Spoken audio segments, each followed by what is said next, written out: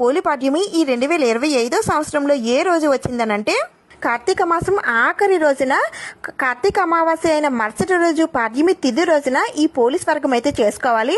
అయితే మనకి ఈ సంవత్సరం పోలీస్ వర్గం ఎప్పుడు వచ్చింది అనేది తెలుసుకునే ముందు కార్తీక అమావాస్య ఎప్పుడు వచ్చిందో తెలుసుకుందాం. 2025 నవంబర్ 20వ తేదీన గురువారం కార్తీక అమావాస్య వచ్చింది. ఈ రోజుతో కార్తీక మాసం అనేది ముగుస్తుంది. ఇంకా నెక్స్ట్ 2025 నవంబర్ 21వ తేదీన శుక్రవారం నుండి మనకి మార్గశిర మాసం అనేది స్టార్ట్ అవుతుందండి. మొదటి రోజు పాడ్యమి తిథి వస్తుంది. ఈ రోజే మనం పోలీస్ వర్గ దీపాలు అయితే వదిలిపెట్టాలి. అయితే మనకి ఈసారి 2025 నవంబర్ 21వ తేదీన పాడ్యమి తిథి శుక్రవారం వచ్చిందండి. శుక్రవారం పూట మనం ఎప్పుడు కూడా పోలి తల్లికి దీపాలు అయితే వదిలిపెట్టమండి. ఎందుకంటే ఆమెను మనం మన ఇంటి ఆడబడుచుగా భావిస్తాం కాబట్టి శుక్రవారం పూట అయితే మనం పోలి దీపాలు వదిలిపెట్టి పోలీస్ వర్గం అయితే చేసుకోకూడదు.